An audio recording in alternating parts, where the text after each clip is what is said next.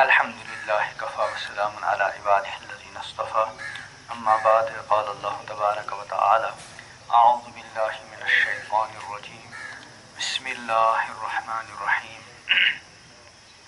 أفحسبتم أنما خلقناكم عبثا وأنكم إلينا لا ترجعون فتعالى الله الملك الحق لا إله إلا هو رب العرش العظيم قال تعالى وأما من خاف مقام ربه ونهى النفس عن الهوى فإن الجنة هي المأوى وقال النبي صلى الله عليه وسلم الكيس من دان نفسه وعمل لما بعد الموت والعاجز من أتبع نفسه هواها وتمنى على الله أو كما قال عليه الصلاة والسلام صدق الله مولانا العظيم وصدق رسوله النبي الكريم ونحن على ذلك من الشاهدين والشاكرين والحمد لله رب العالمين. اللهم صل على سيدنا محمد وعلى آل سيدنا محمد وبارك وسلم.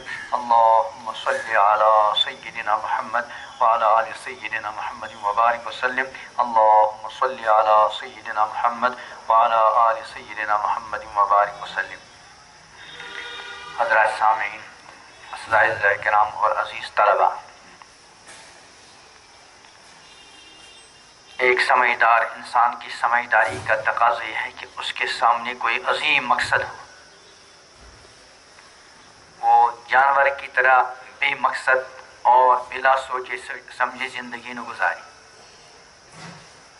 میں ایک مثال اکثر دیا کرتا ہوں کہ ہم میں سے جب کوئی مثلا سری نگر سے اسلام آباد گیا، جموں گیا، دلی گیا، تو جانے سے پہلے اس کے ذہن میں یہی بات ہوتی کہ میں فلاں کام کے لیے جا رہا ہوں. گھر سے نکلتا ہے بعد میں، لیکن کس مقصد کے لیے جا رہا ہے وہ مقصد اس کے ذہن میں کیا ہوتا ہے پہلے، بلکہ اس مقصد کے ذہن میں آنے کے بعد ہی وہ گھر سے نکلا. پھر جب وہ اسلام آباد پہنچا، جموں پہنچا، دلی پہنچا، جہاں بھی جانا ہو تو اس کی توجہ مکمل طریقے پر اسی مقصد پر ہوئی کہ میں فلاں کام سے آیا ہوں.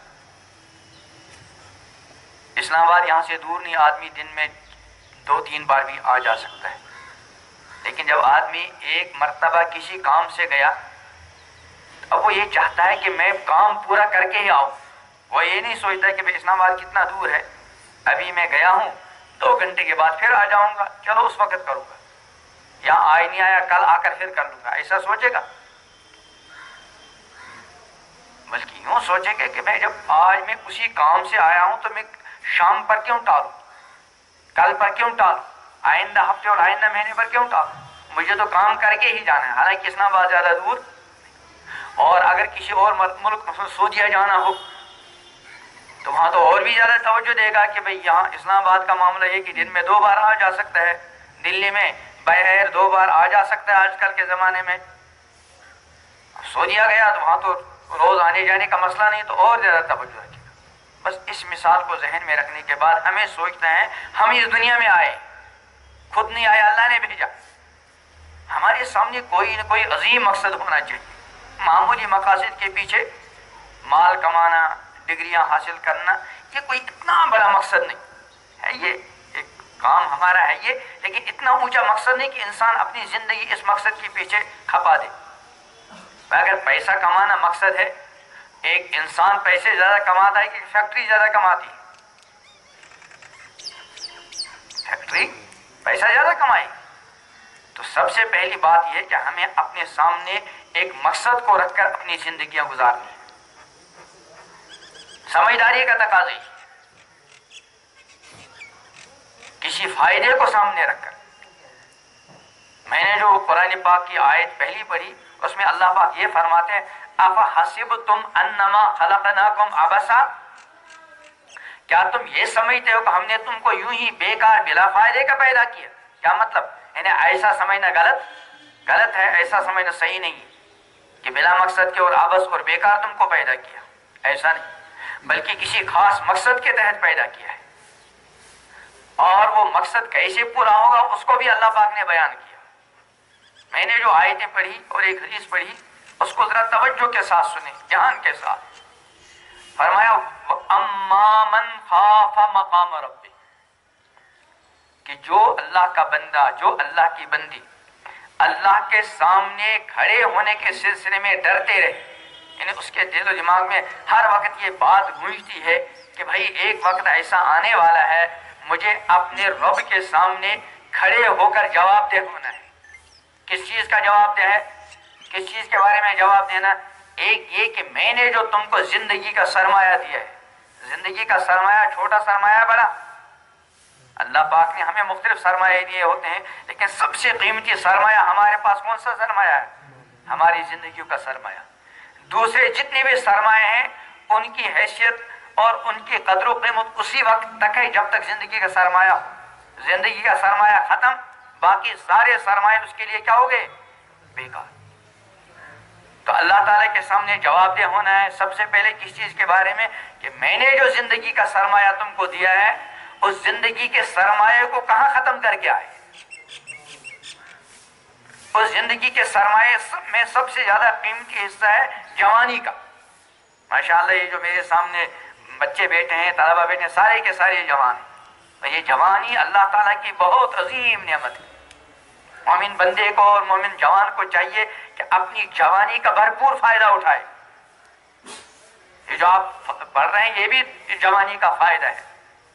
آپ کے لیے روزگار کا معاملہ اس کے ذریعے حل ہوگا، وہ بھی ایک فائدہ ہے. آپ کو نوکری ملے گی، وہ بھی ایک فائدہ ہے. لیکن یہ چیزیں اس زندگی کا پورا فائدہ نہیں. اس پر اکتفا کرنا جب ٹھیک ہوتا جب یہ دنیا کی چند روزہ زندگی ہوتی، پھر آدمی کا جس طرح جی چاہے زندگی گزارتا. لیکن ہم ایمان والے ہیں اور میں آپ کے ساتھ اسی حیثیت سے گفتگو کر رہا ہوں کہ میرا اور آپ سب کا ایمان کس پر ہے؟ آخرت پر. اور آخرت کی ابدی زندگی جو وہ ابدی ہے، یہاں کی زندگی کیا ہے؟ عارضی، معمولی. اور پتہ نہیں کس کے لیے کب بلاوا ہوگا. میں اکثر ایک مثال عرض کیا کرتا ہوں، اپنے ملک میں آدمی جب چاہے جہاں چاہے کوئی روک ٹوک نہیں. لیکن اگر آدمی اپنے ملک سے باہر جانا چاہے اس کے لیے سب سے پہلے کیا چاہیے؟ ویزا چاہیے. نہیں، پہلے پاسپورٹ، وہ تو اپنے ملک میں تیار ہوگا. اس کے بعد وہاں جانے کے لیے ویزا چاہیے. ایمبیسی پہ جائیں گے نہیں جائیں گے؟ اب اگر وہاں سے جانے کا ویزا مل گیا تو پہلے بتایا جاتا ہے کہ آپ کو 2 مہینے کا ویزا ہے، 3 مہینے کا ویزا ہے. ہوتا ہے کہ نہیں؟ اب جب آدمی گیا تو اس کے دل و دماغ میں ہر وقت یہ بات گونجتی رہتی، بھائی میرے پاس کل 2 مہینے کا ویزا ہے اور میں فلاں کام کے لیے آیا ہوں. ویزا ختم ہونے سے پہلے میرا کام ہو جائے. جب تک اس کا کام نہیں ہوتا اس کو وہاں چین نہیں آتا، کیونکہ سمجھتا ہے کہ یہ میرا اصلی وطن ہے ہی نہیں. یہاں تو میں ویزے پہ آیا ہوں اور بڑی مشکل سے مجھے ویزا ملا ہے اور آیا ہوں فلاں کام سے، اس لیے مجھے جلد از جلد پہلی فرصت میں اس کام کو مکمل کرنا چاہیے. حالانکہ انسانوں کا جو دیا ہوا ویزا ہے اس میں کمی بیشی ہو سکتی ہے کہ نہیں؟ اگر آپ کو 2 مہینے کا ویزا مل گیا، پھر آپ نے کوشش کی، اس 2 مہینے کے ویزے میں اضافہ ہو سکتا ہے کہ نہیں ہو سکتا؟ ہو سکتا ہے. اور آپ کے پاس 2 مہینے کا ویزا ہے، آپ 1 مہینے میں واپس آنا چاہیں، آ سکتے ہیں کہ نہیں آ سکتے؟ آ سکتے ہیں. تو جیسے یہ دنیا کا ویزا ہے ایسے اللہ تعالیٰ نے ہم کو اس دنیا میں ویزے پر بھیجا ہے. ہم سب کے پاس ویزا ہے. اور کب وہ ویزا لگا ہے؟ ہم میں سے ہر ایک جب اپنی ماں کے رحم میں تھا اس وقت ویزا لگتا ہے. حدیث میں آتا ہے بندہ جب ماں کے پیٹ میں ہوتا ہے تو اللہ تعالیٰ فرشتوں کو بھیج دیتے ہیں، وہ اس کے لیے کچھ چیزیں لکھ دیتے ہیں. اس میں یہ بھی ہوتا ہے کہ یہ اتنے زمانے تک دنیا میں رہے گا. اسی کا نام ہم ویزا رکھ. اس کو ویزا کہنا مناسب ہے کہ نہیں؟ کہ بھئی ہمارا یہاں رہنے کی مدت متعین ہو گئی. البتہ دنیا میں جو ویزا لگتا ہے اس میں اور اس میں فرق ہے. اس ویزے میں ابھی میں نے کہا کہ اگر ہم کوشش کریں گے تو اس سعودیہ گئے، کسی اور ملک میں گئے، اس ویزے میں اضافہ ہو سکتا ہے. لیکن ہمارا جو ویزا دنیا میں رہنے کا ہے اس میں کوئی اضافہ. پھر وہاں آپ کو پہلے بتایا گیا کہ آپ کے پاس 2 مہینے یا 3 مہینے کا ویزا ہے. لیکن یہ جو دنیا میں ہم ویزا پر آئے ہیں، کسی کو معلوم ہے کس کے پاس کتنا ویزے کی مدت بھی باقی ہے؟ اللہ ہی بہتر جانتا ہے. کس کو 60 سال کا ویزا ملا، کسی کو 50 سال کا، کسی کو 100 سال کا، کسی کو 10 سال کا، کسی کو 15 سال. اس لیے بہت سارے جو ہیں بچپنے میں جاتے ہیں. ایسا بھی ہوتا ہے ایک بچہ آج آ گیا اور کل چلا گیا، کیونکہ اس کو کیا ملا تھا؟ 1 دن کا ویزا. اور یہ 1 دن کا ویزا بیکار نہیں ہوا، وہ دنیا میں آیا اور آ کر چلا گیا. خود تو انشاءاللہ جنت میں جاوے گا، اپنی ماں باپ کے لیے جو ہے اپنے والدین کے لیے سفارش کا ذریعہ بن گیا. اپنے ماں باپ کو جنت میں لے جانے کا ذریعہ بن گیا. اس کو جو اللہ نے ایک دن کے ویزے پہ بھیجا، وہ ایک دن کے ویزے پر آنا بھی بیکار، اسی بچے کی وجہ سے اس کے ماں باپ کا کام بن سکتا ہے. تو بہرحال ہم سب کو یہ بات ذہن میں رکھنی ہے کہ ہمیں اس دنیا میں ویزا پر بھیجا گیا ہے اور ہمیں ویزے کی مدت نہیں بتائی گئی.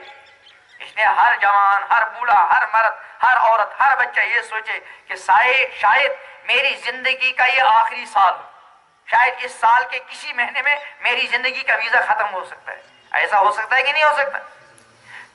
اور ہو سکتا ہے یہ مہینہ میری زندگی کا کیا ہو، آخری مہینہ. اور ہو سکتا ہے یہ ہفتہ میری زندگی کا کیا ہو، آخری ہفتہ. اور ہو سکتا ہے یہ دن اور یہ رات میری زندگی کا آخری دور ہے، میری زندگی کیا ہو. کتنی مرتبہ دیکھا ہوگا بچہ کا گھر سے گیا کالج کے لیے، اسکول کے لیے، کسی تجارت کے لیے، کہیں آفس میں، شام کو اس بچے کے آنے کے وجہ اس کی لاش آئی. اور بہت مرتبہ ایسا بھی ہوتا ہے کہ لاش بھی نظر نہیں آتی. تو اس لیے ہر وقت یہ ذہن میں رہے کہ میں اس دنیا میں آیا ہوں کسی مقصد کے تحت. وہ مقصد کیا ہے؟ فرمایا وما خلقت الجن والانس الا لیعبدون، کہ بھائی میں نے جنات اور انسانوں کو کس لیے پیدا کیا؟ اپنی عبادت کے لیے، اپنی بندگی کے لیے. ہماری زندگی کا اصل مقصد اللہ کی بندگی ہے. اور یہ جو ہم پڑھ رہے ہیں، یہ جو ہم پڑھا رہے ہیں، یہ جو ہم ملازمتیں کر رہے ہیں اور ڈگریاں، یہ بھی اس مقصد زندگی کو پورا کرنے کے لیے ایک ذریعہ ہے. تو سب سے پہلی بات یہ ہمارے ذہن میں رہے کہ ایک دن آنے والا ہے، ہم سب کو اللہ کی بارگاہ میں کھڑے ہو کر اپنی زندگی کا حساب دینا ہے. اور زندگی میں سے جو قیمتی حصہ ہے جوانی کا، اس جوانی کا کیا دینا ہے؟ اللہ کی بارگاہ میں حساب دینا ہے. یہ اللہ کا کلام ہے، اس میں کوئی شک نہیں. اللہ کے کلام کی پہلی صفت اللہ نے خود بیان کی کہ ذالک الکتاب لا ریب فیہ، کوئی شک نہیں، بلا شبہ. زندگی کا جواب اور کس کا جواب؟ جوانی کا. کہ جوانی کہاں گزاری اور زندگی کہاں گزاری. جب مومن بندے کے ذہن، دل و دماغ میں یہ بات رہے گی کہ بھائی ایک وقت آنے والا ہے، مجھے اللہ کے سامنے کھڑے ہو کر زندگی اور جوانی کا حساب دینا ہے. اب اس پر اثر کیا پڑا کہ اس کا جی بہت سے کاموں کے کرنے کو چاہے گا، لیکن چونکہ اس کے دل و دماغ میں یہ بات بیٹھی ہوئی ہے کہ بھائی ایک وقت آنے والا ہے، مجھے اپنے رب کے سامنے کھڑے ہو کر جواب دینا ہے، اس نے مجھے یہ کام نہیں کرنا. یعنی اس کا جی چاہتا ہے کہ میں کام کروں، لیکن چونکہ اس کا عقیدہ ہے کہ بھئی ایک وقت آنے والا ہے اللہ کی بارگاہ میں کھڑے ہو کر جواب دینا، اگر میں نے یہ کام کیا تو میری پکڑ ہو سکتی ہے. تو جی چاہنے کے باوجود اس کام کو کرے گا وہ نہیں کرے گا، حالانکہ کرنے کو جی چاہتا ہے. بہت سے ایسے کام آدمی کے کرنے کو جی نہیں چاہتا. مثلا صبح نماز پڑھنی ہے، اب آدمی سویا ہوا ہے، جوان بھی ہے، بچہ بھی ہے، مرد بھی، عورت بھی سوئے ہوئے ہیں. اب سویرے اٹھنے کو جلدی جی نہیں چاہتا. کیا چاہتا ہے؟ آدمی سویا ہو، گرمیوں کی رات ہو، سردیوں کی رات ہو، اب اٹھنے کو جی نہیں چاہتا. لیکن اس کے دل و دماغ میں بھائی ایک وقت آنے والا ہے، مجھے اللہ کے سامنے کھڑے ہو کر جواب دینا ہے. اور یہ بھی آیا ہے کہ سب سے پہلا جو بندے سے حساب و کتاب لگے گا وہ کس کا لگے گا؟ نماز کا. اب اس کا جی اٹھنے کو تو نہیں چاہتا، لیکن اس کا عقیدہ ہے اللہ کے سامنے کھڑے ہو کر سب سے پہلی پوچھ کس کی ہوگی؟ نماز کی ہوگی. تو جی نچانے کے باوجود فوراً وہ بسترے کو چھوڑ کر کھڑے ہو کر وضو کر کے نماز ادا کرتا ہے. اسی کو فرمایا وَأَمَّا مَنْ خَافَ مقام ربی، کہ جو اللہ کے سامنے کھڑے ہونے کے سلسلے میں ڈرا. اور اس ڈرنے کا اثر کیا ہوا؟ وَنَهَى النَّفْسَ عَنِ الْهَوَىٰ، کہ اس کا جی بہت سے کاموں کے کرنے کو چاہ رہا تھا لیکن اس نے کرنے نہیں دیا. اور اس کا جی بہت سے کاموں کے نہ کرنے کو چاہتا تھا لیکن اس نے اس کو کرنے پر کیا کر لیا؟ آمادہ کر لیا. ایک نوجوان کا جی چاہتا ہے ایک بچے کا کہ فلاں اسکول میں پڑھتا ہوں، وہاں میرے ساتھ فلاں لڑکی پڑھتی ہے، میں اس کے ساتھ، میں ذرا بات صاف کہنا چاہتا ہوں تاکہ ہم کو کچھ دل دماغ میں بات بیٹھ جائے. آج کل بے پردگی کا ماحول ہے، مخلوط تعلیم ہے، بہت کم لڑکے بچے رہتے ہیں، ورنہ تو اکثر و بیشتر معاملہ خطرے میں پڑ جاتا ہے. اب ایک لڑکے کا جی چاہتا ہے کہ فلاں لڑکی ہے، میں آتا جاتا ہوں، میں اس سے بات کروں، میں اس کا فون نمبر لے لوں، اس سے تعلقات بڑھاؤں، لیکن ادھر سے اس کے دل و دماغ میں ہے کہ بھائی ایک وقت آنے والا ہے مجھے اللہ تعالیٰ کے سامنے جواب دہ ہونا ہوگا، اس پر میری پکڑ ہو سکتی ہے، تو بات کرنے کو جی چاہتا ہے، اس کا فون نمبر لینے کو جی چاہتا ہے، اس سے تعلقات بڑھانے کو جی چاہتا ہے، لیکن چونکہ اس کے ذہن میں ہے کہ بھائی ایک وقت کھڑے ہو کر جواب دینا ہے، اس لیے جی چاہنے کے باوجود وہ ایسا کام وَنَهَا النَّفْسَ عَنِ الْهَوَىٰ، نفس کو غلط قسم کی خواہشات سے کیا کیا؟ روکا۔ اور اس کے دل دماغ میں بیٹھی ہوئی ہے یہ بات کہ بھائی میرے دائیں بائیں دو فرشتے بیٹھے ہیں، ہے کہ نہیں؟ اگر کسی کالج کے اندر کسی اسکول کے اندر 200 طلبہ ہوں اور ان کو یہ پتہ چل جائے کہ یہاں کی انتظامیہ نے 4-5 طالب علموں کو خفیہ طور پہ مقرر کر رکھا ہے کہ وہ ہر بچے کی نقل و حرکت کو دیکھیں اور ہر بچے کی نقل و حرکت پر مشتمل فائل تیار کریں۔ 100 بچے ہیں، 5 بچوں کے بارے میں معلوم ہوا، کون سے 5 بچے یہ معلوم نہیں، لیکن ان کا کام کیا ہے رکھا انتظامی نے کہ ہر بچے کی فائل تیار کرو۔ بتاؤ اس کا اثر پڑے گا کہ نہیں پڑے گا؟ سارے بچے ہوشیار ہوں گے کہ بھائی اگر ہم نے کوئی گڑبڑ کر لیا فوراً فائل میں درج ہوگا اور پھر پوچھ ہو سکتی۔ حالانکہ 100 بچوں پر جب 5 بچے نگرانی کریں گے تو ایک بچے کو کتنے بچوں کی نگرانی کرنی ہے؟ 20 بچوں کی۔ ظاہر بات ہے وہ ایک نگراں ایک ساتھ 20 بچوں پر تو نظر نہیں رکھ سکتا، وہ ایک وقت میں کتنوں پر نظر رکھ سکتا ہے؟ ایک پر۔ تو یہ بظاہر موقع یہ ہے کہ آدمی سوچے بھائی ایک چانس تو یہ ہے کہ وہ میرے اوپر نظر رکھ رہا ہوگا، اور ایک کے مقابلے 19 چانس اور 19 امکان کیا ہے کہ مجھے نہیں دیکھ رہا ہوگا، کیونکہ اس کو میرے علاوہ اور کتنوں کو دیکھنا ہے؟ میرے علاوہ 19 کو، میں تو 20واں ہوں، تو ایک چانس ہے دیکھنے کا اور ایک کے مقابلے میں 19 چانس کیا ہے؟ نہیں دیکھنے کی۔ لیکن ہر بچہ کیا سوچے گا؟ بھائی ہو سکتا ہے مجھے ہی دیکھ رہا ہو، اس لیے کوئی حرکت نہیں کرے گا۔ اس مثال کو ذہن میں رکھ کے بعد ہم سوچیں کہ ہمارے ایمان کا حصہ کہ ہمارے دائیں بائیں کتنے بیٹھے ہیں؟ کرامن کاتبین یعلمون ما تفعلون، جو کچھ تم کرتے ہو وہ جانتے ہیں اور لکھتے رہتے ہیں۔ پھر ان میں سے ہر ایک کی ڈیوٹی الگ، اس کی ڈیوٹی کیا ہے؟ نیکیاں لکھتا جائے، اور اس کی ڈیوٹی کیا ہے؟ برائیاں لکھتا جائے، تاکہ کام میں کوئی خلل نہ ہو۔ اب ایک آدمی زبان سے کہہ رہا سبحان اللہ اور آنکھ سے کہہ رہا بدنگاہی، اب ایک فرشتے کو دونوں کام لکھنے پڑتے تو بظاہر اگر انسانوں کے لیے مشکل ہے، اللہ نے سبحان اللہ کا جو پڑھ رہا ہے زبان سے وہ تو کون لکھے گا؟ یہ والا فرشتہ، اور جو بدنگاہی کی وہ کون سا لکھے گا؟ تو دیکھو یہ بھی ہمیں ذہن میں رکھنا ہے کہ آپ میں سے اور ہم میں ہر ایک کی فائلیں تیار ہو رہی، ہمارے ایمان کا حصہ ہے۔ کہیں بھی ہوں، تنہائی میں ہوں، خلوت میں ہوں، جلوت میں ہوں، آفس میں ہوں، اسکول میں ہوں، فرشتے لگے رہتے ہیں، وہ نظر نہیں آتے۔ اور ایسا نگراں جو نظر نہ آئے، یہ زیادہ اس سے زیادہ چوکنا رہنے کی ضرورت ہے۔ ایک ایسا نگراں جو نظر آ رہا ہے، اور ایک ایسا نگراں جو نظر زیادہ ڈرنا کس سے ہوتا ہے؟ جو نظر آئے کہ جو نظر نہ آئے، کیونکہ جو نظر آتا اس کو ہم دیکھ رہے، اس وقت وہ میری طرف نہیں دیکھ رہا، چلو میں کچھ کرتا ہوں، لیکن جو نظر ہی نہیں آتا وہاں زیادہ چوکنا۔ تو ہمارے جو نگراں اللہ نے مقرر کیے ہیں وہ نظر آنے والے ہیں کہ نظر نہ آنے والے؟ اور نظر آئے بغیر ماننا، اس کا نام کیا ہے؟ ایمان۔ دیکھ کر ماننا، اس کا نام ایمان۔ بینی دیکھے ماننا، اسی کا نام کیا ہے؟ قرآن میں ہے نا الذین یؤمنون بالغیب، جو ایمان لاتے ہیں بینی دیکھے، اللہ کو بغیر دیکھے ماننا، اس کا نام کیا ہے؟ ایمان۔ فرشتوں کو بغیر دیکھے ماننا، جنت کو بغیر دیکھے ماننا، جہنم کو بغیر دیکھے ماننا، اسی کا نام ایمان۔ وہاں تو سب مانیں گے، مرنے کے بعد سب اللہ کو مانیں گے، جنت کو مانیں گے، جہنم کو مانیں گے، انبیاء کو مانیں گے، لیکن وہ ماننا کارآمد نہیں ہوگا، اس کا نام ایمان نہیں۔ تو فرشتوں کو ہم نے دیکھا نہیں، لیکن پیغمبر علیہ السلام نے فرمایا ہم نے بھی نہیں دیکھے مان۔ تو پہلی بات کیا گزارش کی کہ ہر بچے کے ذہن میں یہ بات بیشی رہے کہ بھئی ایک وقت آنے والا ہے مجھے اللہ کے سامنے کھڑے ہو کر جواب دے ہونا ہے، اور ایک وقت آنے والا ہے کہ میرے سامنے میری فائل پیش کر دی جائے گی، اور یہ کہا جائے گا اقرا کتابک، اے بندے، اے جوان، اے مرد، اے عورت، پڑھ اپنی کتاب۔ اب جب بندہ اپنی فائل کھولے گا، جیسے دنیا میں جب آپ کو رزلٹ مل جاتا ہے جس کا نتیجہ کامیابی کی صورت میں ہوتا ہے، وہ کیا کرتا ہے؟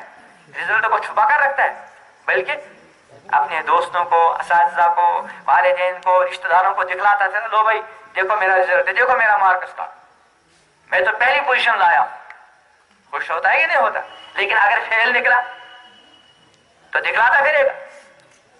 وہ تو بیچارہ چھپتا پھرتا ہے کہ بھئی کیا منہ دکھاؤں گا ماں باپ. بہت سے ایسے بھی پہلے واقعات ہوتے تھے کہ بچہ فیل نکلا اور خودکشی کرتے. حالانکہ یہاں کا جو کامیابی اور ناکامی کا مول ہے تو 1 سال کا ہے، بلکہ اب تو 1 سال کا بھی نہیں. اگر آپ میں سے خدا نخواستہ کوئی کسی ایک سبجیکٹ میں فیل ہو جائے، اس کا سال لوٹایا جائے گا؟ نہیں، اس کو دوسرا چانس دیا جاتا ہے. 2 کتابوں میں دوسرا چانس بھی دیا جائے گا. تو آخرت میں جب ہماری فائل پیش کی جائے گی، وہاں اس کے بعد کوئی دوسرا چانس نہیں. اللہ نے وہاں کا بھی فرمایا کہ فَأَمَّا مَنْ أُوتِيَ كِتَابَهُ بِيَمِينِهِ، جس کی فائل اور جس کی کتابی زندگی کون سے ہاتھ میں پکڑا دی گئی؟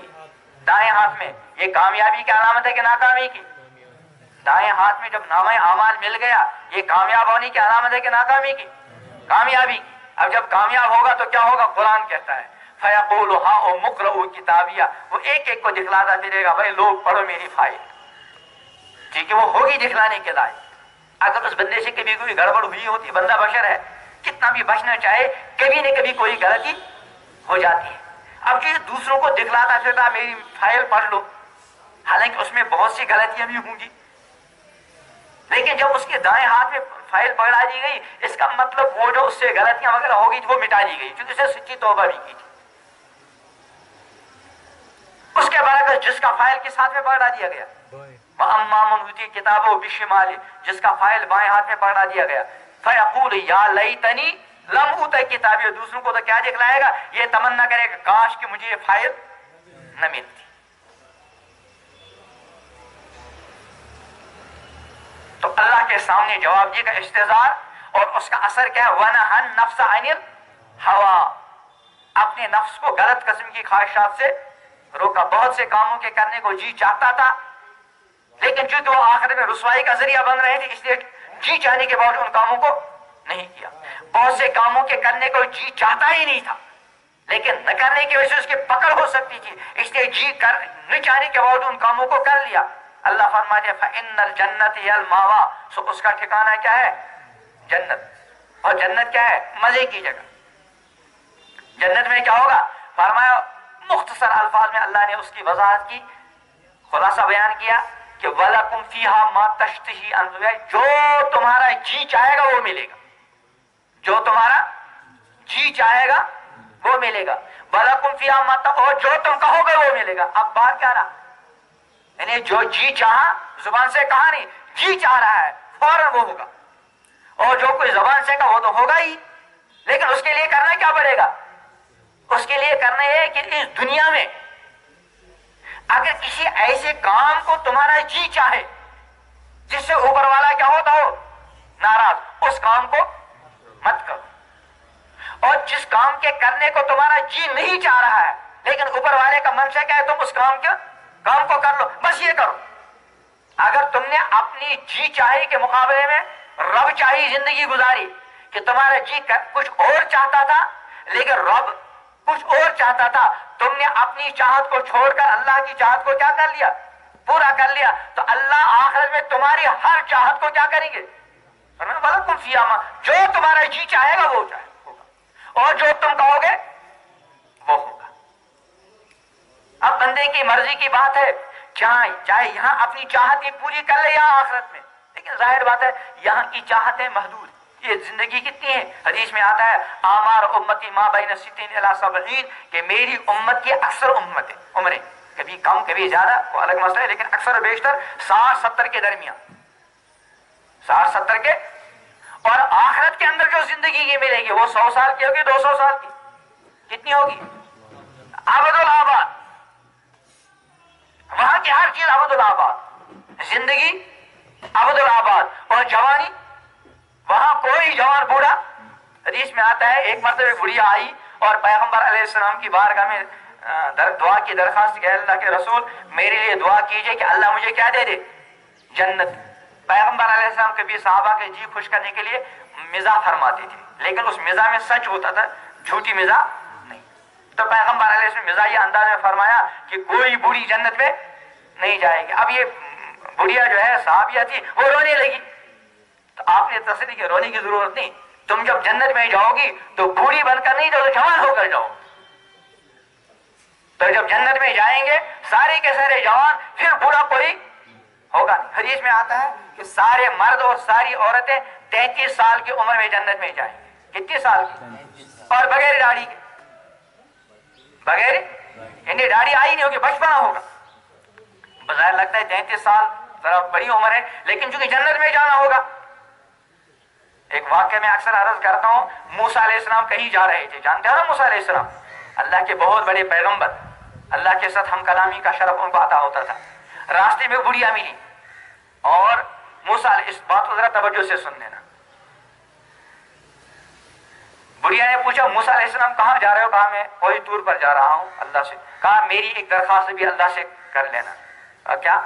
کہ میرے بچے جو ہے بچپنے ہی میں مر جاتے ہیں, کم عمری میں مر جاتے ہیں, دعا کرو اللہ ان کی عمر بڑھا دے. موسیٰ علیہ السلام نے پوچھا کہ بڑی بھی یہ بتا کس عمر میں مر جاتے ہیں؟ تو بڑھیا نے کیا کہا, حضرت بس 300 سال کی عمر ہو گئی اور مر گئے.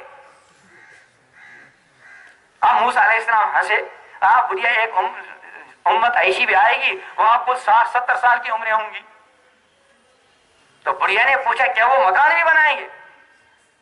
تو وہ جو اس بڑھیا نے جو کیا کہا کہ بچپنے میں مرتے ہیں 300 سال کی, کیونکہ اس زمانے میں عمریں ہوتی تھی 1000 سال کی, 800 سال کی, 900 سال کی. اب جس مثلا اس زمانے میں 60-70 سال کی عمر ہوتی, اگر کسی کے بچے 20 سال میں مریں گے تو وہ اگر یہ کہے بھائی میرے بچے جو ہیں کم عمری میں مرتے ہیں, اس کا کہنا صحیح ہے کہ غلط ہے؟ بھائی 60 سال کے مقابلے میں 70 سال کے مقابلے میں ہر بچہ 20 سال کی عمر کو پہنچ کر مر جاتا ہے, تو یہ تو بچپنے میں ہی مرنا ہوا.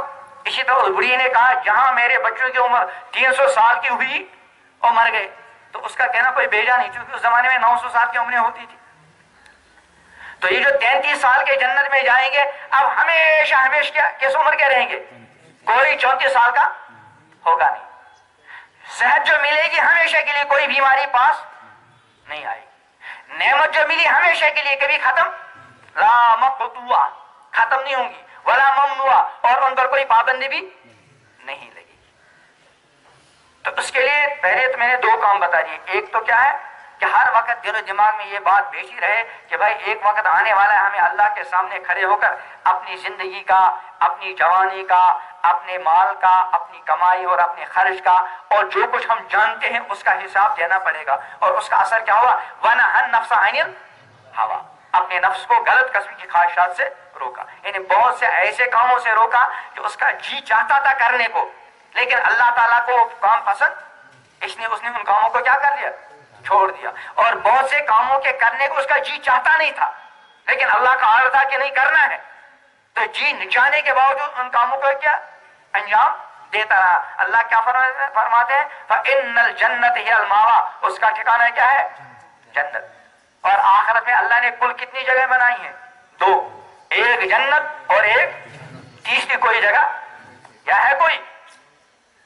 میں اکثر مسجدوں میں کہا کرتا ہوں بتاؤ بھائی کدھر کو جانا چاہتے ہو, جنت میں کہ دوسری جگہ؟ آپ سے بھی اگر پوچھو کہاں جانا چاہتے ہو تو کیا کہو گے؟ ہے نا, ہر کوئی جنت ہی میں جانا چاہتا ہے کہ نہیں؟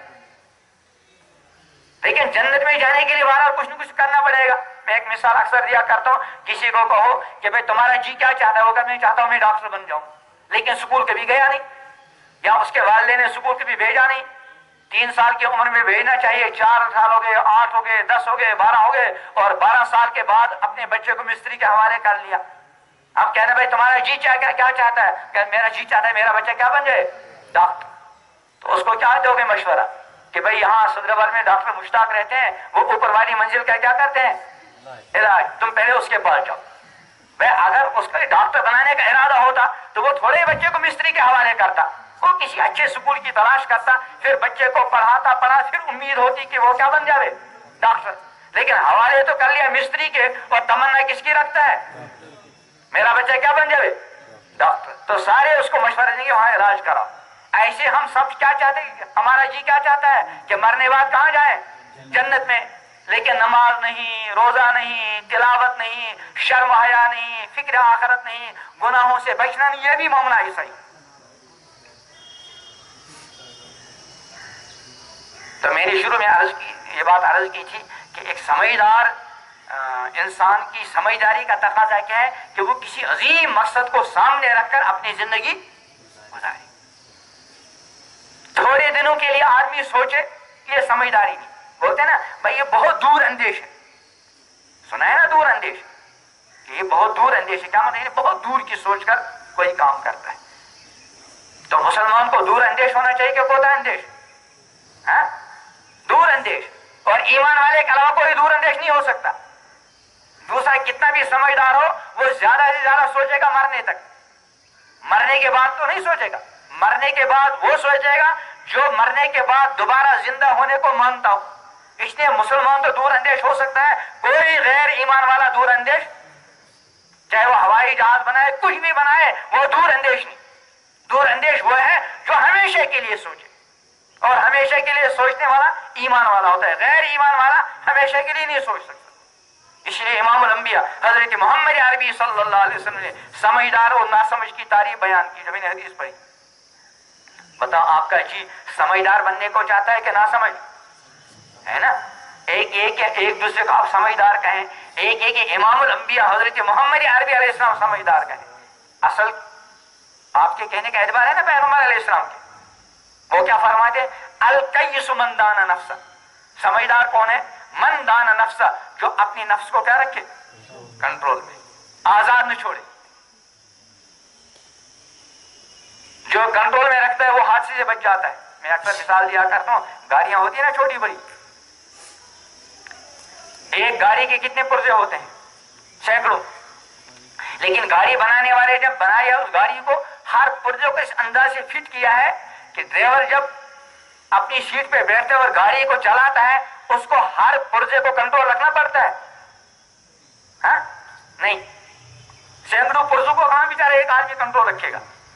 وہ اس انداز سے فٹ کیے ہوتے ہیں, ہر پرزہ خود چلتا ہے. ڈرائیور کو کتنے پرزے کنٹرول میں رکھنے پڑتے ہیں؟ 4-5 پرزے. اگر وہ کنٹرول میں آ گئے تو ڈرائیور بھی منزل تک پہنچ جائے گا, گاڑی بھی, اور جو اس میں اور سوار ہوں وہ بھی.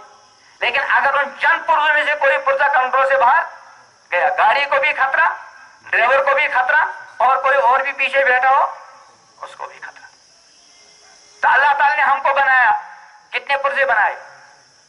بہت سارے پرزے بنائے, اور بڑے قیمتی پرزے. دنیا میں کوئی بھی مشینری, کوئی بھی فیکٹری ایسی نہیں ہوتی جو اس کے پرزے ہمارے پرزوں سے زیادہ قیمتی ہو. ہمارے کسی پرزے کی کوئی قیمت ہو سکتی ہے؟ ہر کسی کو ماشاءاللہ اللہ نے 2 آنکھیں دی. اگر کوئی ہم کو 10 کروڑ روپے لے لو, 2 آنکھوں میں سے ایک نکال کر دے دو, کوئی تیار ہو جائے گا؟ حالانکہ کام ایک سے بھی چلے گا, لیکن پھر بھی آدمی دینے کو تیار. بڑے قیمتی پرزے اللہ نے بنائے. یہاں ذرا سا بلب 100-200 روپے کا لاتے ہو, ماہانہ فیس دینی پڑتی ہے, نہیں دینی پڑتی؟ اگر پہلے مہینے میں نہیں دیا تو سود چڑھنا شروع ہو جائے گا.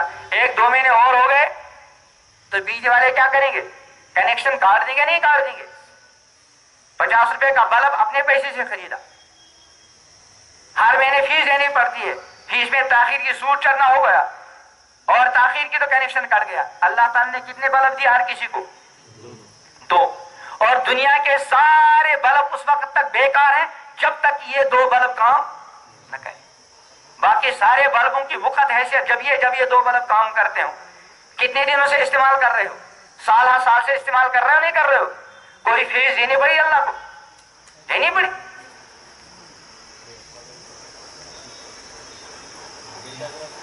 تو اسی طرح اللہ نے ہمارے اندر بہت سارے پرزے رکھے ہیں. جب خدا نہ خواستہ کوئی پرزہ خراب ہو جاتا ہے نا, اس وقت پتہ چلتا ہے کتنے قیمتی پرزے ہیں. ابھی 2-3 سال کی بات ہے, اسلام آباد علاقے میں ایک جوان بچے کی, نوجوان بچے کی کلیجی وہ خراب ہو گئی. اب اس کے باپ نے اپنی جان کو خطرے میں ڈال کر اپنی آری کلیجی اس کے لیے کیا کی؟ پیش خریدنی نہیں پڑی. اس کی فٹنگ کے لیے اور دوسرے خرچات 45 لاکھ روپے اس کو دینا پڑا. کلیجی خریدنی نہیں پڑی, وہ باپ نے لے کر اپنی جان کو خطرے میں ڈال دیا. لیکن پھر بھی کتنی فٹنگ میں لگ گئے؟ 45 لاکھ روپے. زمین جائیداد بیچارے نے بیچی. ابھی چند ہفتے پہلے کی بات ہے, کشمیر روز میں ہمیں آیا تھا کہ جگر کی پیوند کاری کے لیے ابھی باہر جانا پڑتا ہے. 25 سے 35 لاکھ تک صرف پیوند کاری میں لگتے ہیں. اب وہ 16 والے کر رہے ہیں تو اس میں لکھا تھا کہ 2 سال میں تیار ہوگا اور پھر 5 لاکھ سے 7 لاکھ تک جگر کی صرف کس میں پیوند کا جگر خریدے میں نہیں. تو بہت قیمتی پرزے اللہ پاک نے بنائے اور ایسے فٹ کیے کہ ہر پرزہ خود بخود کیا کر رہا ہے کام کر رہا ہے. اگر مجھے یہ اور آپ کو یہ فکر کہ بھائی گردہ اپنا کام کرتا رہے ادھر توجہ دینی پڑتی ہم کچھ کر سکتے تھے. آتے اپنا کام کر رہے ہیں کہ اس کو سوچنا پڑتا ہم کسی کام دور کی اور باتیں تو دور ہیں. جب سے میں یہاں ہوں آدھا گھنٹہ قریب ہو گیا میں نے کتنی سانسیں لی اور چھوڑی سینکڑوں. آپ نے بھی نہیں آپ کو اس کے لیے کچھ کرنا پڑا بھائی کھانے کے لیے کچھ کرنا پڑتا ہے پینے کے لیے کچھ کرنا پڑتا ہے. اگر سانس لینے کے لیے بھی کچھ کرنا پڑتا کہ بھائی سانسیں جتنی چاہو لے لو اور جتنی چاہو چھوڑو لیکن اپنے اختیار سے سانس لو بھی اور چھوڑو بھی. ہم کچھ کر سکتے تھے. اللہ نے سانس کا سسٹم ایسے رکھا ہے ہمیں کچھ نہیں کرنا پڑتا. تو بہرحال اللہ نے بڑے بڑے قیمتی پرزے بنائے ہر پرزہ اپنا کام کر رہا ہے. اب اللہ نے ہمارے اختیار میں چند پرزے دے دی کہ بھائی ان چند پرزوں کو کنٹرول میں رکھو. کون کون سے پرزے ہیں جن کو آپ اپنے اختیار سے استعمال کرتے ہیں؟ کون کون سے پرزے ہیں؟ آنکھ کا پرزہ. آنکھ جو استعمال کرتے ہیں کسی کو بھی دیکھ لیا اختیاری ہے غیر اختیاری ہے نا. زبان کا پرزہ کان کا پرزہ. دیکھو اس کان کے پرزے کا کتنا غلط استعمال ہوتا ہے. ہر وقت دیکھو بچوں کے اس کانوں میں ہوتا ہے نا وہ ہوتا ہے نا ہر وقت کیا کیا سنتے رہتے ہو. کانوں میں کیوں رکھتے تھا کسی اور کو پتا یہ جو دائیں بائیں بیٹھے ان کو پتا چل رہا ہے تم کیا سن رہے ہو اور اوپر والا جو علیم بذات ہے اس کو بھی معلوم ہے کیا سن رہے ہو. ہاتھ کا پرزہ پیر کا پرزہ یہ جو فرشتے ہیں نا دائیں بائیں بیٹھے گردہ کیا کر رہا ہے کیا نہیں کر رہا ہے یہ نہیں لکھیں گے. آنتیں کیا کر رہی ہیں یہ نہیں لکھیں گے. جگر کیا کر رہا ہے ان کا کام یہ نہیں. رگیں اپنے کام کر رہی ہیں یہ نہیں لکھیں گے. یہ اگر لکھیں گے تو کیا آنکھ کیا دیکھ رہی ہے یہ لکھیں گے. زبان کیا بول رہی ہے یہ لکھیں گے.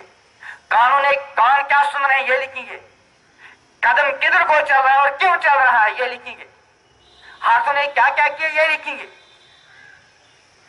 تو الکیس من دانا سمجھدار ہوا جو اپنے نفس کو کیا رکھے کنٹرول میں. نفس کو کنٹرول میں رکھنے کا مطلب کیا ہے آنکھ کنٹرول میں رہے زبان کنٹرول میں رہے ہاتھ پیر کنٹرول میں رہے اور دل و دماغ.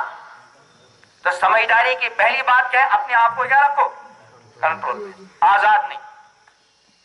اور دوسری بات کیا فرمائی وَعَمِلَ لِمَا بَعْدَ الْمَوْتِ کہ ماں بعد الموت کی جو ابدی زندگی ہے اس کے لیے کیا کرے تیاری کرے.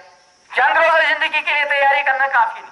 یہ بھی ہماری ضرورت ہے ہم پڑھیں اور اچھی طرح پڑھنا چاہیے. اور مسلمان طلبا کو ہر میدان میں دوسروں سے کیا ہونا چاہیے آگے ہونا چاہیے لیکن اس کے ساتھ ساتھ اپنی آخرت کی فکر میں.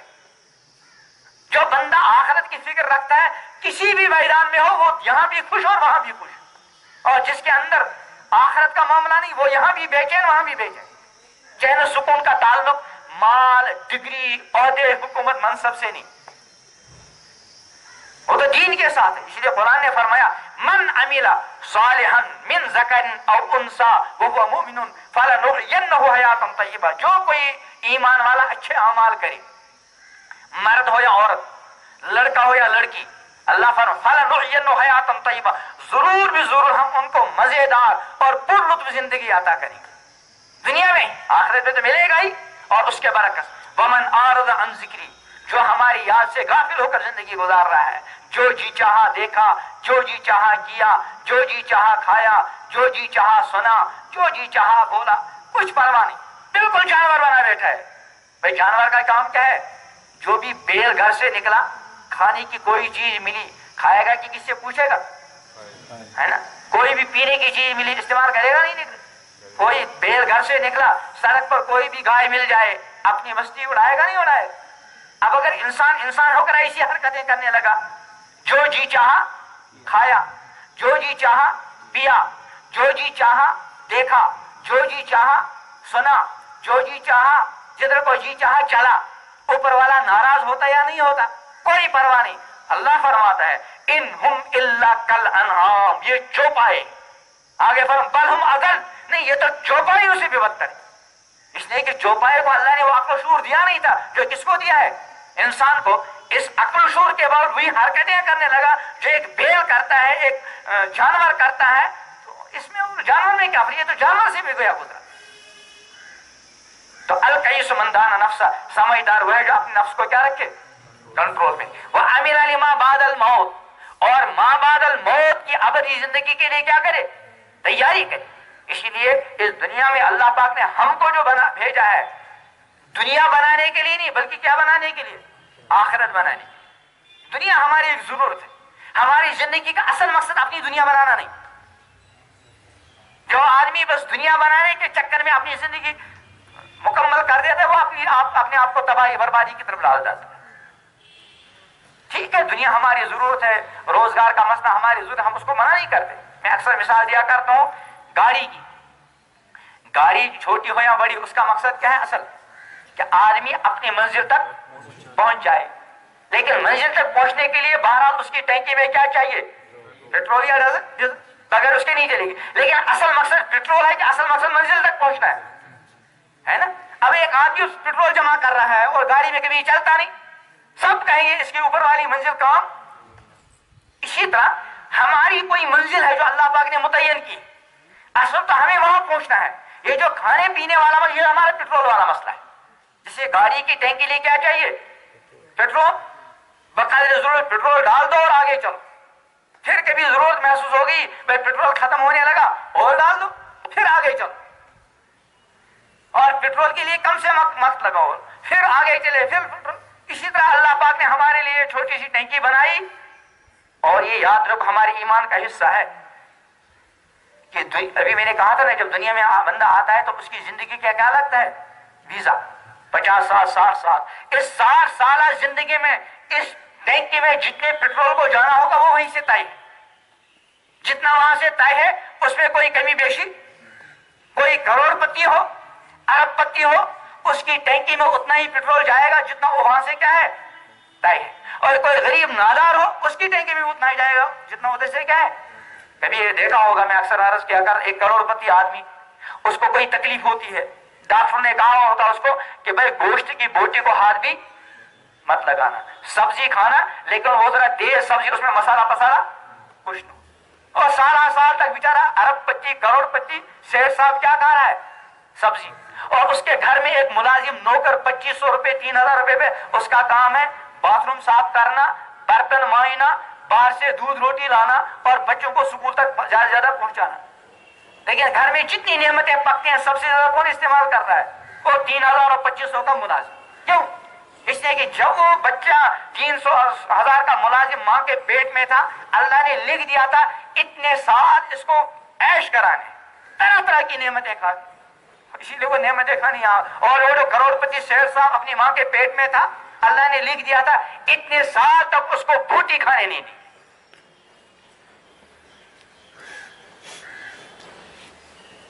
اس لیے روزگار کے چکر ہی میں آدمی اپنی زندگی کو تباہ اور برباد کرے، یہ سمجھداری کی بات. ٹھیک ہے، روزگار کا مسئلہ ہے، اس کی حیثیت پیٹرول کی سی ہماری ضرورت ہے. اور حدیث میں طلب الحلال فریضۃ علی بعد الفریضہ، حدیث کے حلال کی تلاش بھی ایک فرض ہے لیکن وہ ضرورت والا فرض ہے، مقصد والا فرض دوسرا ہے.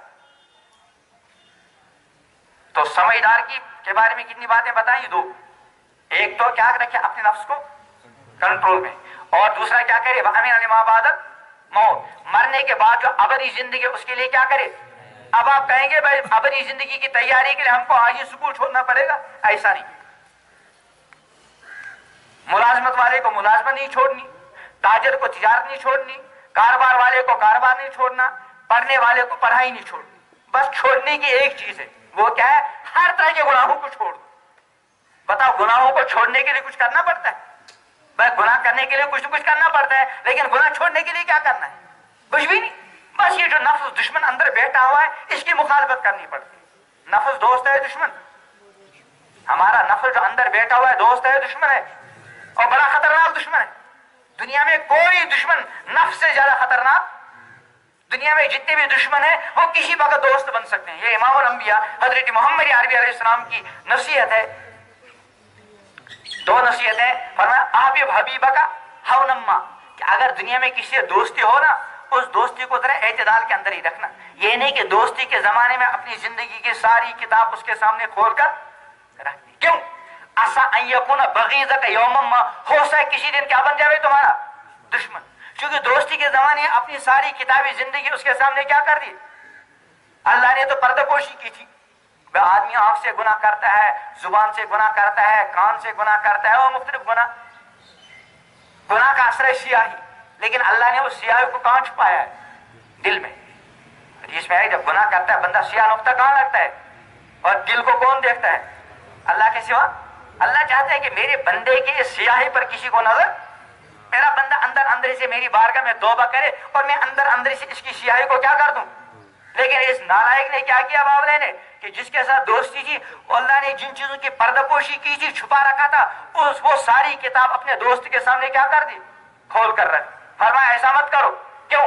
عسیٰ ان یکون بغیضک یوما ما، ممکن ہے کسی دن تمہارا کیا بن جائے دشمن. پھر تمہاری کتاب کی کیا کرے گا؟ تشہیر کرے گا. ایسے وہ ابغض بغیضک ہونا ما، اگر کبھی کسی سے دشمنی بھی ہو جائے تو اس دشمنی میں بھی ذرا انسانیت کو کیا رکھنا. یہ نہیں کہ بھائی دشمن ہے تو جو چاہو اس کے ساتھ کرو، ایسا نہیں. دشمن کا بھی حق ہے. ابغض بغیضک یوما ما عسیٰ ان یکون حبیبک یوما ما، ہو سکتا ہے کسی دن تمہارا کیا بن جائے دوست. تو دنیا میں جتنے دشمن ہیں، جتنے دوست ہیں، دشمن دوست بن سکتے دوست، لیکن یہ جو ہمارا نفس دشمن ہے یہ کبھی دوست نہیں بن سکتا. اس لیے اس کے مقابلے ہمیشہ آدمی چوکن نہ رہے.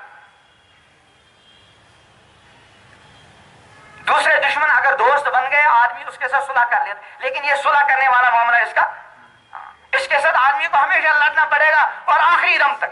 اس لیے ایک بزرگ گزرے ہیں، بڑے سرکاری عہدے پر فائز تھے لیکن تھے نیک آدمی. انہوں نے کچھ اشعار کہے ہیں، بڑے کام کے ہیں میرے بھی آپ کے.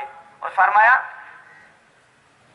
نجت کر سکے نفس کے پہلوان. جت کرنا جانتے ہو؟ جب دو دشمنوں کا آپس میں کیا ہوتا ہے؟ کشتی ہوتی ہے. اور کشتی میں ہر آدمی کیا چاہتا ہے؟ اپنے مد مقابل کو پچھاڑ دے، گرا دے. تو گرا کر اس کے سینے پر چڑھ جائے، اس کو کہتے ہیں اس کو کیا کر لیا؟ اس نے جت کر لیا. تو کہہ رہے ہیں یہ جو ہمارا دشمن ہے اول پہلی کوشش تو یہ کرو کہ اس کو جت کر لو. پہلی کوشش تو کیا ہو؟ جت کر لو. لیکن کہہ رہے ہیں چلو اگر جت نہیں کر سکے، نہیں جت کر سکے نفس کے پہلوان کو تو یوں ہاتھ پاؤں بھی ڈھیلے نہ ڈالے کہ کم از کم اس نفس دشمن کے سامنے ہتھیار تو نہ ڈالو. دیکھو جب دو دشمنوں کا مقابلہ ہوتا ہے ایک کو ہارا ہوا کب مانیں گے؟ جب وہ اپنے مد مقابل کے سامنے کیا ڈال دے؟ ہتھیار. جب تک ہتھیار نہیں ڈالے گا اس کو ہارا ہوا کہیں گے. گر رہا ہے، زخموں پہ زخم کھا رہا ہے، لیکن ہارا ہوا نہیں کہیں گا. ہارا ہوا جب کہیں گے جب اس کے سامنے کیا ڈال دے؟ ہتھیار. ہتھیار ڈالے بغیر ہارا ہوا، بلکہ ہتھیار ڈالے بغیر اگر لڑتے لڑتے مارا گیا اس کو بھی ہارا ہوا نہیں گا. ہارا ہوا تو دور کی بات، مر تو گیا نا یہ بیچارہ، لیکن اس کو مارا ہوا کہنا بھی جائز نہیں. بھائی جو مد مقابل دشمن کے ساتھ لڑتا ہوا مارا بھی گیا اس کو ہارا ہوا کہنا بھی درست نہیں اور اس کو مارا ہوا بھی کہنا درست، حالانکہ مارا گیا وہ. قرآن نے خود فرمایا وَلَا تَقُولُوا لِمَن يُقْتَلُ فِي سَبِيلِ اللَّهِ أَمْوَاتٌ، کہ جو اللہ کے راستے میں مارا گیا، اپنے دشمن کا مقابلہ کرتے ہوئے مارا گیا، اس کو مردہ مت کہو، بل وہ زندہ، حالانکہ مر گیا لیکن اللہ نے اس کو کیا قرار دیا؟ جب چھوٹے دشمن کے مقابلے میں ہتھیار نہیں ڈالے، لڑتا رہا حتیٰ کہ مارا بھی گیا، اس کو ہارا ہوا نہیں کہیں گے. تو یہ جو ہمارا بڑا دشمن ہے کون؟ نفس، اس کے سامنے ہتھیار نہ ڈالے. اسی کو نجت کر سکے نفس کے پہلوان کو تو یوں ہاتھ پاؤں بھی ڈھیلے نہ ڈالے. یہ بہت کوشش کی میں نے یار بد نگاہی نہ ہو، لیکن کیا کروں، ہو نہیں پاتا، چھوڑ دو. یہ ہو گیا ہتھیار ڈال. بہت کوشش کی کہ میرے غلط تعلقات چھوٹ جائیں لیکن نہیں چھوٹ رہے ہیں، اب کیا کروں. یہ جو کہ اب کیا کروں، چھوڑ دو، یہ اس نے گویا کہ کیا ڈالی نفس کے سامنے؟ ہتھیار. بہت کوشش کریں یار، میں رشوت کا پیسہ لے رہا ہوں، بہت میں نے کوشش کی اس سے بچ جاؤں لیکن نہیں بچ پاتا، چھوڑ دو. یہ چھوڑ دو کہ کس کو کیا کہتے ہیں؟ ہتھیار ڈال. نجت کر سکے نفس کے پہلوان کو تو یوں ہاتھ پاؤں بھی ڈھیلے نہ ڈالے. ارے اس سے کشتی تو ہے عمر بھر کی، جو نفس دشمن ہے اس سے زندگی کا بھر کا کیا ہے؟ مقابلہ ہے. کبھی تو گرا لے کبھی وہ گرا لے. دشمن کے ساتھ مقابلہ کبھی گر بھی جاتا ہے. جیسے کوئی آدمی پھسلاہٹ کے راستے میں چل رہا ہو، جہاں کیچڑ ہو، جہاں پھسلاہٹ ہو، آدمی کیسے چلتا ہے؟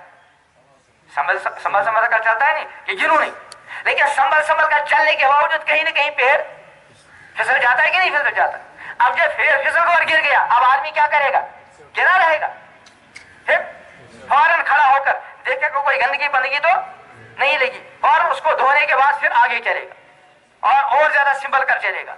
लेकिन रास्ता ऐसा है कीचड़ वाला, फिर आगे 1-2 किलोमीटर जाके फिर गिर गया, फिर क्या करेगा? फिर खड़ा होगा, गंदगी देखकर उसको साफ करेगा, फिर आगे चलेगा।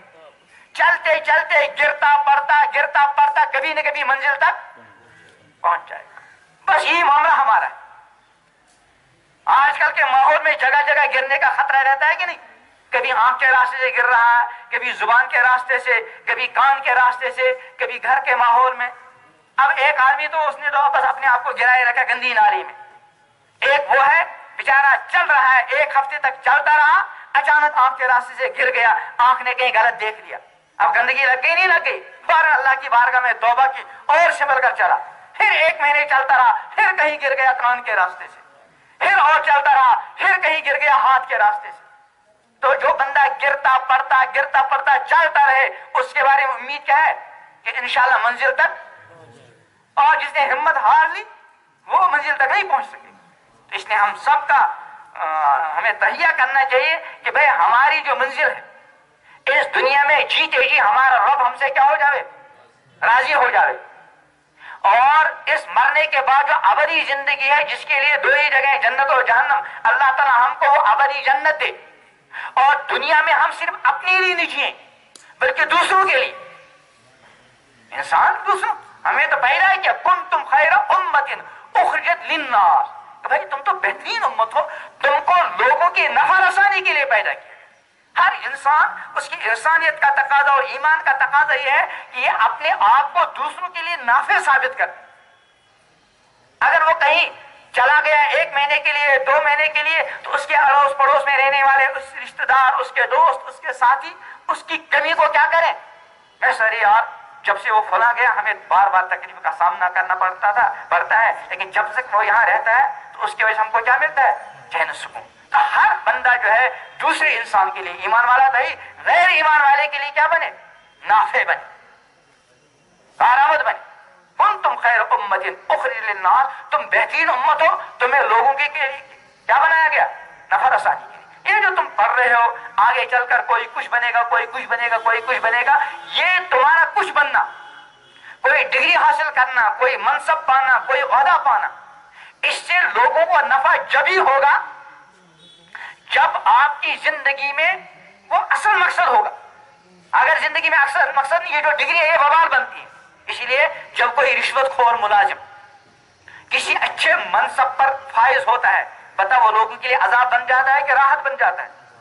एक रिश्वतखोर मुलाजिम, एक रिश्वतखोर ऑफिसर, वो लोगों के लिए क्या बन जाता है? अजाब। क्यों बन गया अजाब? इसलिए उसकी जिंदगी में दीन नहीं, उसकी जिंदगी में वो जवाबदेही का इस्तेजार नहीं। उसके मध्य मुकाबल दूसरा हाकिम, दूसरा ऑफिसर जिसकी जिंदगी में दीन है, जब वो किसी जगह पहुंच जाता है और ऊंचे से ऊंचे ओहदे पर फायज हो जाता है, तो वो लोगों के लिए क्या बनता है? कि जिस कागज को इससे पहले हफ्तों महीनों गुजर जाते थे, आगे नहीं बढ़ता, लेकिन जब से ये फिक्र आखिरत वाला ऑफिसर इस कुर्सी पे बैठ गया, जो काम महीनों में नहीं हो सकता था वो घंटों में हो जाता है। बता लोगों को उसके लिए नफा, उसके लिए नफा पहुंचा नहीं पहुंचा? इसलिए हम सब कोशिश करेंगे। आप माशाअल्लाह उम्मत के नौनिहाल हो, आपके साथ इंसानों की बहुत सारी उम्मीदें क्या है? वाबस्ता है। आप सब कोशिश करें और ये इरादा करें कि इंशाअल्लाह हम इंसानों की उम्मीदों पर उतरेंगे। ठीक है ना?